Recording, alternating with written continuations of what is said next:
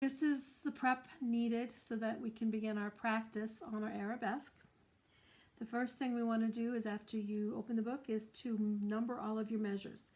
Most books nowadays have the first measure numbered at the beginning of each line, but if you go ahead and write in all the others, it makes it a lot easier when we're working through the piece to quickly find those measures. After you've numbered all of your measures, then we're going to go through and mark the form really quickly. So at the beginning, as we have two measures with just chords, that's our introduction. So you'll write intro. Then after the repeat sign, our melody starts, the piece starts. So that's section A at the beginning. If we follow the music down through the first and second repeat sign, on measure 11, we can see that the notes changed. The left hand now has the eighth notes, right hand is changed. That is section B. We follow section B through till measure 18, and then we see a measure 19 that the first measure of the piece has returned. And so we write an A. Now we want to look through this section real quickly to see if it's different or if it's completely the same. And as you go through measure 23, you'll notice it changes. So instead of just being A, it's A prime or A1, which alerts us to some of it's the same, some of it is different. We have a repeat sign again on measure 26 and 27. In my studio and in this video, we're only going to be going from measure 25 to 27. We're not going to be taking the repeats, so you can go ahead and cross that out. And then go down to the last line, starting measure 27. This is the added ending, added to the piece to finish it and give us a big fancy ending. This is called the coda. After we've marked all of our sections, we want to pull out our little handy dandy. These guys are great. I use them for practice all the time for myself and my students because you can mark practice sections, but then you can turn around and move them. It works great.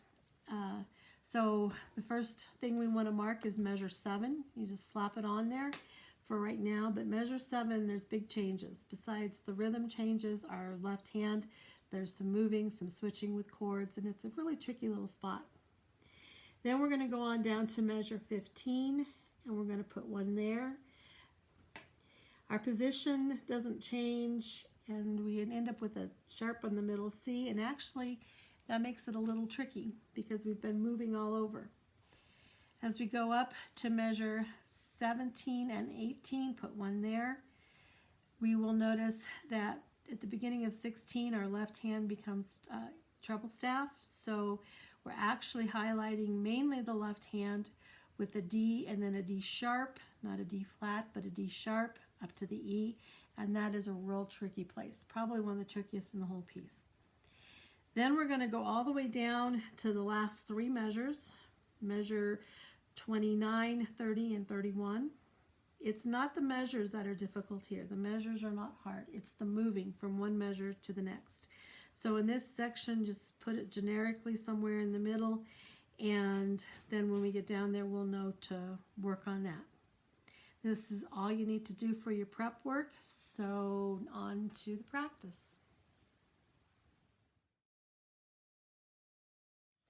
Section A, left hand chords, chord technique that we need to use. We're going to start with the resting position, our arm up, being held by our large muscle in our shoulder, and our hand just free fall. We are going to go down to the bottom of the keys, all the way to the bottom, keeping this space inside our hand, keeping the roundness in our hand, and then when we hit that bottom, we push up, just like you would do on a trampoline. You go down to the bottom and you push up just with your toes, not with your whole foot, just with your toes. So we're pushing up just with the tip of our finger. So it sounds like this, it looks like this.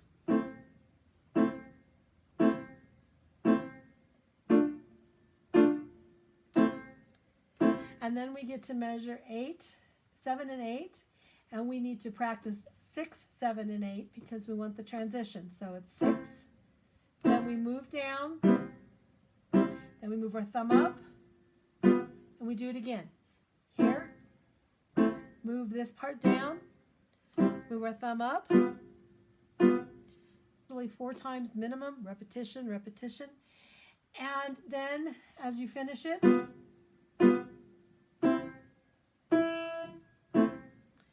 the repeat sign.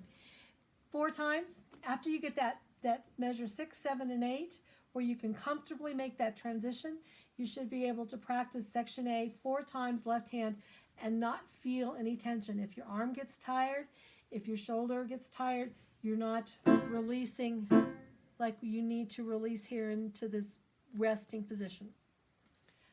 All right, section A, right hand. We have 16th notes, we have 8th notes, and we have quarter notes. So rhythm can be a little tricky here. To start with, when our hand has to move up, you're going to start down, up, down, up. And you do the same springing that you do for the left hand. As you go down, push off, down, up, move, and our elbow opens up and moves also. So our whole hand, our whole arm is moving. Also, we're dropping down, up. So the first part, that weight of that thumb dropping down, your notes will be stronger. And then as you move up and play the last note, less. Down, up, down, up. We always practice across the bar line. So after you down, up, move, and get your second finger to that E. You don't have to necessarily play it, but you have to get that second finger there. We are going to start 1 and 2 and 1 and 2 and 1 and 2 and 1 and 2. You pay attention to all of your finger changes in there. You practice those 4 measures till you're comfortable with changing and moving your fingers. Now we have to put that section together, and we want to make sure that we don't play the first 16th notes at a different tempo than we play the 8th note, so we don't mess up our timing. And that's where the metronome comes in. You set your metronome for 8th notes. The ticking will be 8th notes. 1 E and a 2 and. I have it set, it's somewhere around 80, 84. It's not fast, but you're going to practice it with the metronome after you got these 2 sections learned to make sure you have the tempo and the rhythm. Not the tempo, but the rhythm. So, down and up, rest, down, rest,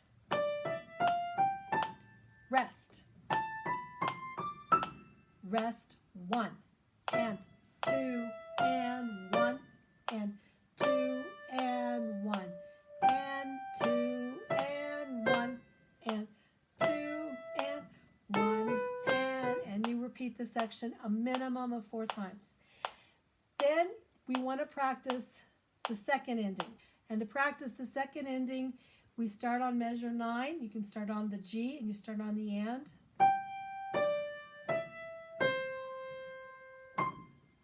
And again, after we play that high C, even though we're not in section B yet, you get that 5th finger to the E. Down, move. Now I'm ready to play the B section. So you can practice going between first and second ending.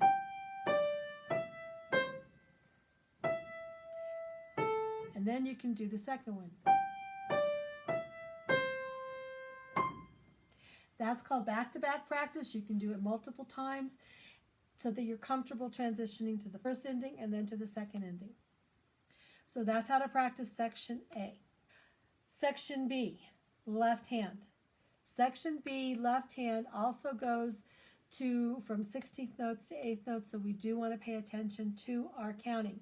We are going to jump up to measure 16, 17, and 18, because as we talked about in the prep work, we do have a little tricky note reading fingering thing going on. We are in treble clef in the left hand, so we are starting on the D above middle C. Thumb under, 2, 3. Now, D sharp. A D sharp, that is really tricky because everybody sees it and just thinks, go down. We're already going down, so we keep going down. So we practice that part.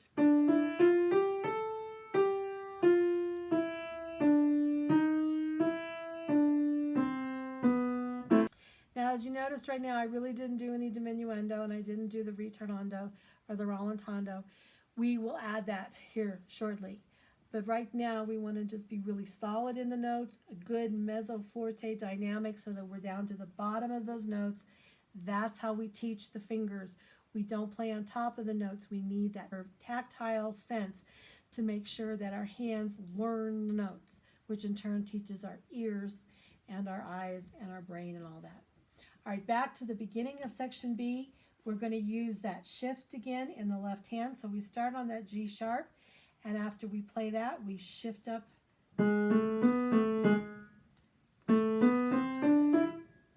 down, up. And the hard part here on measure 6 of this section is, measure 5, is to make sure you don't move. It's the first time we don't move in this section. So we're, and move back down, move up, stay up, just go on to the C sharp, move up.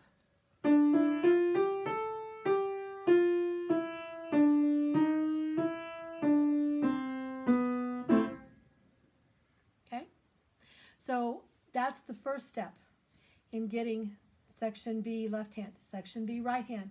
Section B right hand is the melody, so we are not going to practice this timidly at all. However, there's no 16th notes, so we have to really count to make sure that we time those 8th notes correctly.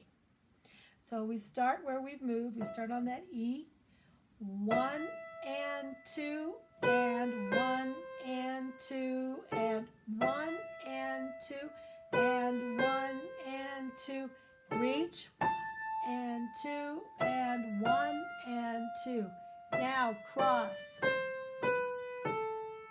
and reach. So each hand needs to be hand separate 4 times minimum. While you're doing the B section hand separate, the other practice thing you can do is start working on hands together in the first section. So as we add one section and finish confident with that with our fingers, move to the next section, go back and start putting the first section hands together. To put hands together in section A, so we're going to start, we'll work on the introduction when we put everything together, but down.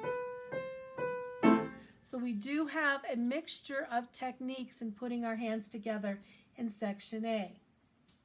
We go down, but the left hand comes up right away and the right hand stays down because we're doing the marching, and then we come up together.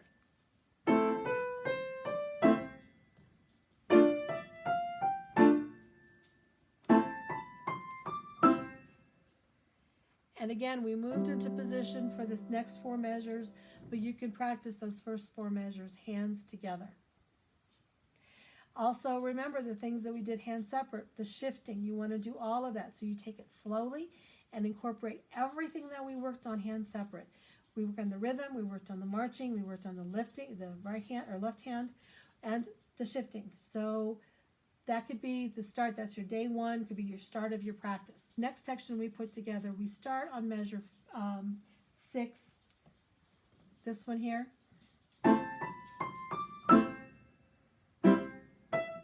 Never want to stop at a bar line. If we just start here and practice and never connect them, then when we go to put them connected, it's going to be a lot harder. Also, this is a good time to put your metronome on.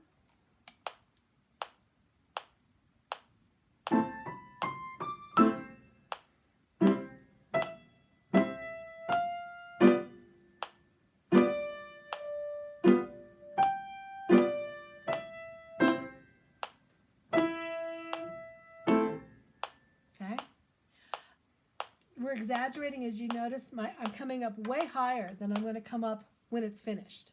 When it's finished, we're not going to have those big movements, but you're teaching it by exaggerating the movements. You're teaching it the dance of the piece, the choreography of the piece by exaggeration, and then as we get comfortable with that and start speeding it up, the movements will get less, but the muscles will remember what to do.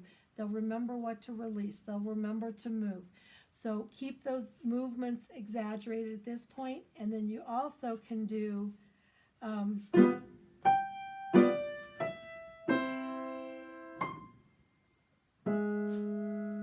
so you're practicing moving into section B, and you can do that back-to-back practice between the first ending and the second ending here, hands together, just like we did hands separate. Section A1, hands separate. Now you will notice that the first 4 measures of section A1 are identical to A. What changes is that the next 4 measures into the endings. The chord change is way easier. So what I would do is I wouldn't spend time doing the hand separate practice from measure 19, 20, 21, and 22. I would start right on 20. Let's do 22. So we're going into it. So we start with our A minor chord. And if you notice, it's just the second finger, and then the third finger, and then the second finger. And like we talked about in the prep, if you want to take the repeat sign, you can practice it. But usually by this point, the piece is long enough, we usually just leave out the first ending. And we talked about marking that out in the prep. So you're jumping to that second ending. I would do the same thing with starting on measure 19, starting on that A.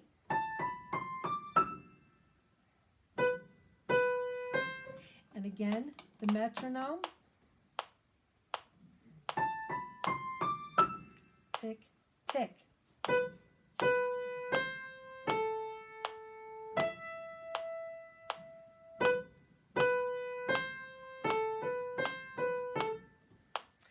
And repetition, a minimum of 4 times. Get comfortable with that before we start thinking about hands together. As that gets comfortable, you can add the whole section if you like, but the main part is the changed part. And after you've practiced that, now you can start working on section B, hands together. Section B, hands together, the right hand is the melody, the left hand is the accompaniment. So from the very beginning now, putting them hands together, we want to try to play the left hand softer. Still to the bottom of those keys, but softer. Especially the notes that are being played while we're holding the E. So if you find it really difficult to play the G sharp and the E, where the E is louder, that's okay if they're the same. But then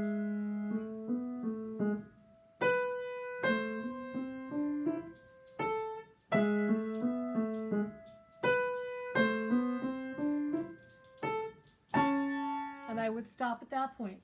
And I would work on that section, work on bringing that right hand, keeping him strong. You're teaching the choreography wrong if you're not being strong in that right hand. All right, for the next 4 measures of section B, we start on that C sharp.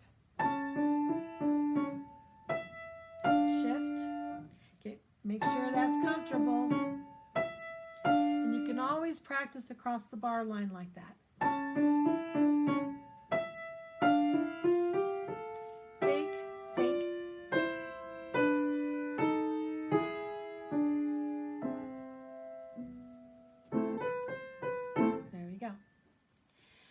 All right, ready for coda. Coda, hands separate. You start in the second ending. You know the left hand until you get to the move.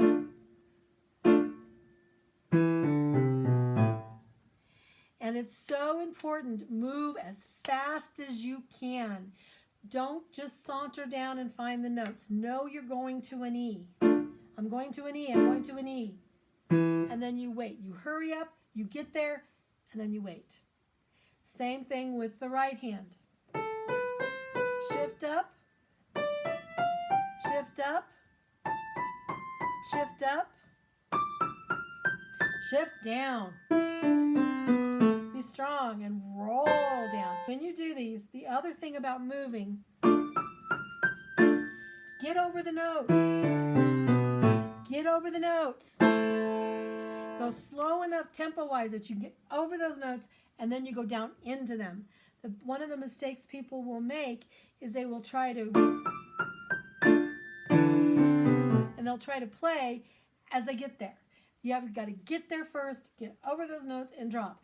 And remember, those big muscles are strong, they have good memory, so as you get better at it,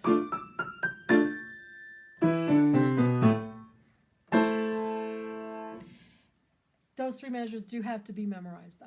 So you practice them hands separate, hands together, over and over again until you can play those by memory. At the same time, you're putting hands together in section A1, which you're going to find is way easier than section A. To put the arabesque together, the first mistake that everybody makes is this.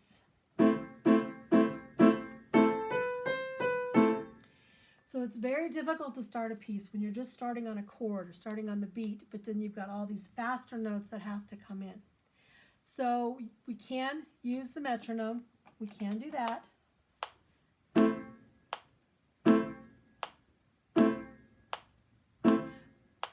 But again, going right into the 16th notes, you may be going, it may be a difficult transition. So with the metronome on, you still need to think 16th notes from the beginning.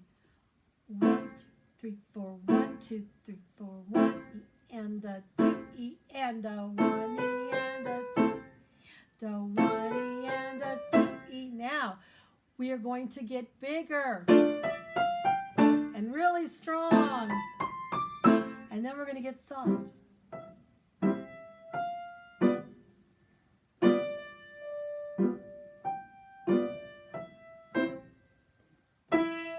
So now we're adding the dynamics. And getting stronger means just getting heavier into the keys. We're not starting on top of the keys. We're always down into the keys. But we're just feeling like our arm is getting heavier and we're adding weight to our arm. And this time we're going to practice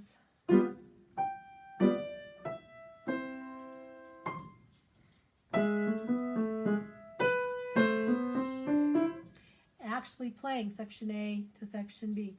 When you've got that transition place to work on. Now you can put A and B together. So as you finish A, you can get into B, keeping it big.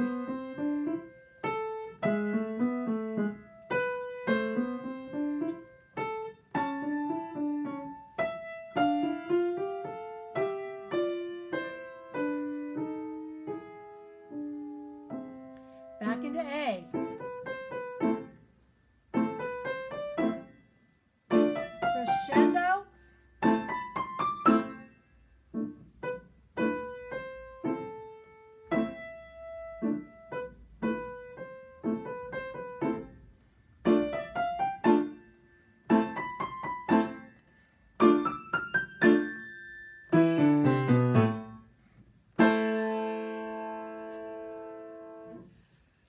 So attack it by section A and section B together.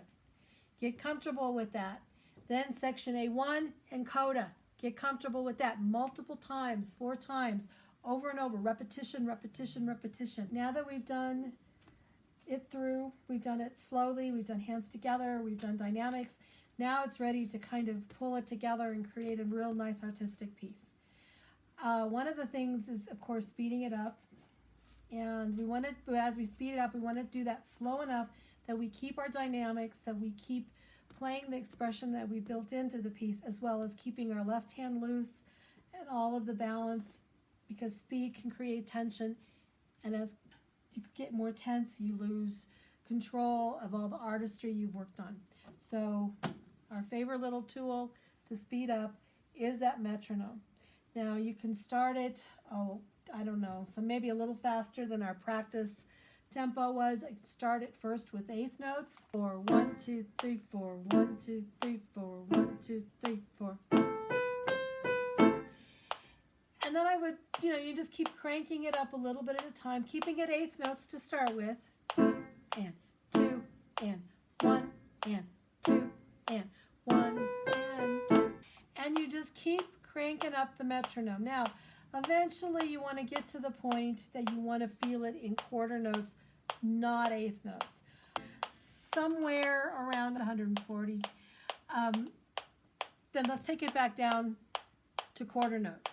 And so that would be 70.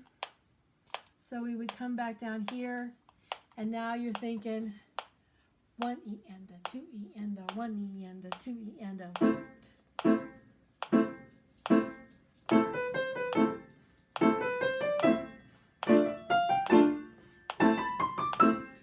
And of course, while you're doing this, you're also making sure that you're slowly speeding up the end. And if you did that hurry up and that move, you'll get it. And then you can keep at a good tempo for this. Everybody's tempo is different, especially because this middle part with those 16th notes in the left hand. The rule for tempo on pieces is you can't ever go any faster than the hardest measures. So basically, section B will set your tempo for the entire piece. Whatever tempo you can get section B to will be the tempo for the rest of the piece. And so you'll want to use the metronome to help you set that tempo so that you don't start too fast and then have to slow down. Playing a piece of this, like an arabesque, it's not about that. It's not about that at all. It's about artistry. It's about hearing every note. You don't want to go really fast and miss all your notes. So a quick, lively scherzo type of piece doesn't have to go rip-roaring fast. If you've got all the dynamics, you've got that nice flowing arm, if that left hand, the B section's all in tempo, and like I said, ending all the dynamics, this piece will be quick, will be lively, and people will enjoy listening to it. So if you have any questions, go ahead and put them in the comments, or you can go to my website and you can ask questions there. Subscribe so that you can get the next pieces that I'm going to do for this practice series. And I hope you enjoy playing Arabesque. Thanks. Bye.